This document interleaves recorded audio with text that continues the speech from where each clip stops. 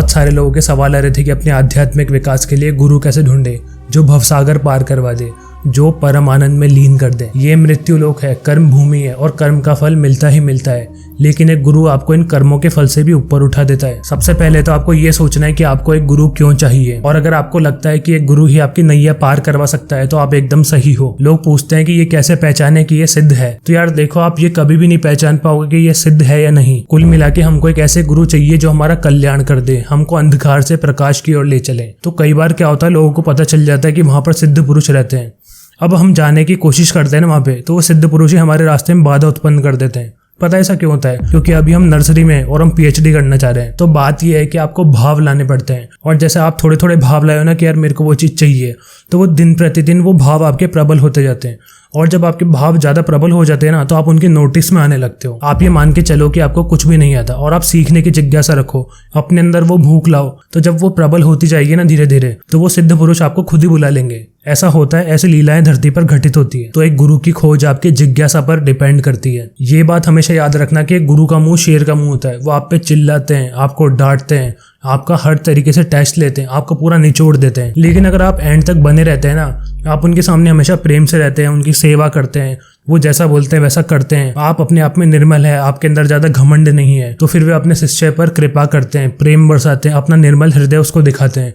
उसके बाद में उसकी आत्मा का जो बल बढ़ता है ना, उसका कल्याण हो जाता है। कुछ लोग ये सवाल करते हैं कि गुरु तो है, पर कैसे पहचाने कि वो इनलाइटेंड है, आत्मज्ञानी है। तो यार सबसे पहली चीज तो आप ये ध्यान रखो कि गुरु तो वही होगा जो आत्मज्ञानी है, जो खुद को जानता है। जो खुद को जानता ही नहीं, वो आपका कल्याण क्या करेगा? वो गुरु थोड़ी है। और गुरुओं की परीक्षा लेने की कभी भी चेष्टा मत करना, क्योंकि अगर आपने कुछ उल्टा फुल्टा कर दिया तो आपको भगवान भी नहीं बचा सकते। लेकिन फिर भी हम आपको एक ज्ञानी पुरुष के लक्षण बताएंगे। मेन बात आती है प्यास की। अगर आपके अंदर बहुत प्यास है ज्ञान के लिए, तो फिर अगर आपके एक गुरु हैं और वो आपको कुछ भी बताते हैं ना कि आपको ये करना है वो करना है, और आप उस प्रोसेस पे चलते हैं, तो आपको 6 महीने या फिर 1 साल के अंदर ऐसे अनुभव हो ही जाते हैं कि आपको उन पे विश्वास आ जाता है। तो ये कुछ गोपनीय बातें जिनसे आप अनुमान लगा सकते हैं। बाकी आप उनका आचरण भी देख सकते हैं, वो सुबह से शाम क्या करते हैं। लेकिन कई बार क्या होता है कि लोगों के अंदर भाव नहीं होते, प्यास नहीं होती ज्ञान की, और वो गुरु को ऐसे बना लेते हैं सांसारिक भोग के लिए, लालच के लिए। अब उसके बाद में क्या होता है कि अगर आपका गुरु सिद्ध भी है, बिरला भी है ना, और वो आपको योग बना के देता है, तो उस योग को रखने के लिए आपके पास में जगह ही नहीं है, आपके पास में वो भूख ही नहीं है,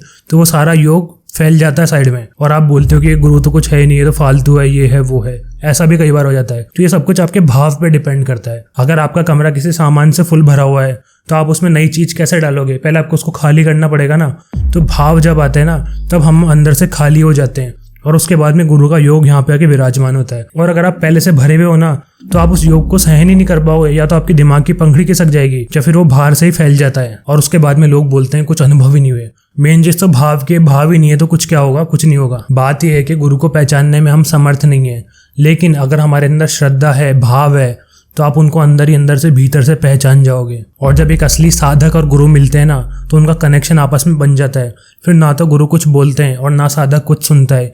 एक योग बनता है जो अपने आप साधक के अंदर चलता है और उसको सारा ज्ञान देता है। इन सबको पहचान वही सकता है जो इसका अनुभव करता है। गुरु हमेशा चमक धमक से दूर रहते हैं। गुरु कभी भी अपनी बड़ाइयां नहीं करते कि मैं ये कर सकता हूँ, वो कर सकता हूँ। वो आपको थोड़े से पागल भी दिख सकते हैं। आप बोलोगे कि यार ये तो पागल सा, ये थोड़ी गुरु हो सकता है, तो आप उनको कभी नहीं पहचान सकते, और गुरु वैसा आदमी निकल जाता है। आप लोग हमेशा चिंतित रहते हो कि यार गुरु नहीं है, हमारा क्या होगा क्या नहीं होगा। तो एक ना छोटी सी घटना बताता हूँ। एक बार क्या हुआ, एक व्यक्ति थे, उनकी उम्र 25 साल थी, और वो नाम जप करने स्टार्ट कर दिए थे। उनके पास में कोई गुरु नहीं था, उन्होंने भगवान को गुरु माना और स्टार्ट कर दिया। तो 2-3 साल के अंदर उनके अंदर ऐसे भाव प्रकट हुए कि वो नाम के बिना रह नहीं पाते थे। वो बहुत नाम जप करते थे, मतलब तगड़े भक्त थे वो। तो एक बार वो किसी तीर्थ पे गए थे, और वहां पर वो साइड में बैठ के अपना नाम जप करने लग गए। तो फिर क्या होता है कि वो अपना नाम जप कर रहे थे ना, तो एक वृद्ध आदमी आता है, और वो आदमी आके उनके सर पे हाथ रख के और चल जाता है।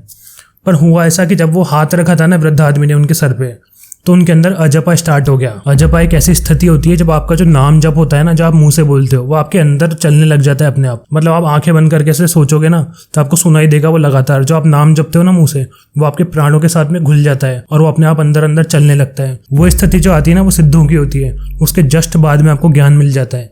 तो ऐसा भी होता है। तो सब कुछ आपके भाव पे डिपेंड करता है। अगर आपके भाव है ना, तो कोई भी सिद्ध पुरुष कहीं से भी आके आपका कल्याण कर देता है। लोग बोलते हैं ये अभी सिद्ध पुरुष नहीं है सिद्ध पुरुष, उनके ऊपर बड़ी बड़ी जड़ें उग रखी है, और जो शरीर के साथ में नहीं है ना, वो भी ज्योति रूप में इधर उधर आकाश से ट्रेवल करते रहते हैं, आप उनको देख नहीं सकते बस। और जो पहले हुआ करते थे ना, जिन्होंने शरीर अपना त्याग दिया, वो भी अभी सूक्ष्म शरीर के साथ में कई सारे मौजूद हैं। तो ऐसी बात नहीं है कि गुरु नहीं है, पर कैंडिडेट नहीं है। कैंडिडेट लाओ, गुरु बहुत सारे हैं, आपको सब कुछ मिल जाएगा। अभी से अपने अंदर उस पानी रूपी ज्ञान की प्यास जगा दो, तो जब वो ज्ञान मिलेगा नहीं ना, तो आपकी प्यास प्रबल होती जाएगी, और जिस समय वो आपको मिलेगा उस समय आप उसका अनुभव भी कर पाओगे कि आपको कुछ मिला है। पानी रूपी ज्ञान तो आपको मिल ही जाएगा, क्योंकि वो हर तरफ है, हर तरफ पानी ही पानी है, पर आपको प्यासा बनने की देरी है। ये पूरा प्रोसेस इतना दुर्लभ इसलिए क्योंकि यहाँ पे सच्चा ही जान पाता है, वरना कोशिश तो बहुत सारे करते हैं, कोई किसी कारण से आता है, कोई किसी कारण से आता है, इसलिए एंड तक वही टिक पाता है जिसको असली में वो चीज चाहिए। ये जो ज्ञान होता है ना, ये पानी से भी पतला है, ये अखंड है, निराकार है। और अगर गुरु की बात की जाए ना, तो गुरु का मन जहाँ पर लीन होता है ना,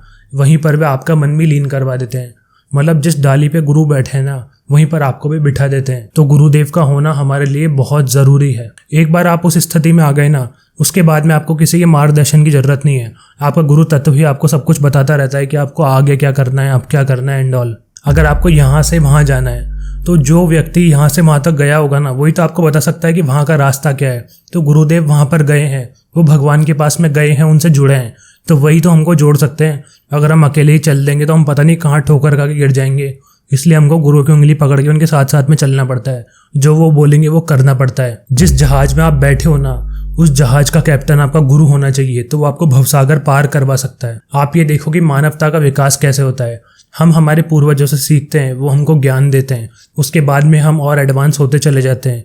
कुल मिला के समर्पण की भावना होनी चाहिए। अगर आपको कुछ भी सीखना है तो समर्पित होना पड़ता है। चलिए, वीडियो खत्म होने वाली है, पर एक छोटी सी बात बता देता हूँ, शायद ये आपके काम आ जाएगी। जब भी आप पूजा करेंगे ना, तो आपको वहां पर 10 मिनट बैठ के ध्यान करना है, और आपको ये सवाल करना है कि मुझे गुरु चाहिए, मुझे मार्गदर्शन चाहिए। फिर आपको देखना जवाब मिलने लगेंगे। अंधकार से प्रकाश की ओर चल पड़ोगे। बस खुद पर कभी अभिमान मत करना, दूसरे के भाव को भी समझना, सामने वालों को भी समझना। ये मत समझना कि यार मैं ही मैं हूँ। तो अपने बड़ों की, गुरुओं की, सबकी सेवा करो, सबका आदर पूर्वक सत्कार करो। उम्मीद करूंगा कि यहाँ से आपको कुछ सीखने को मिलेगा, और अगर कोई गलती हो गई तो प्लीज़ मुझे माफ़ कर देना। और जो भी वीडियो देखना है प्लीज़ कमेंट करके बताना कि आपके गुरु कौन है, और अगली वीडियो में किस टॉपिक पे बनाऊँ। आपका बहुत बहुत धन्यवाद।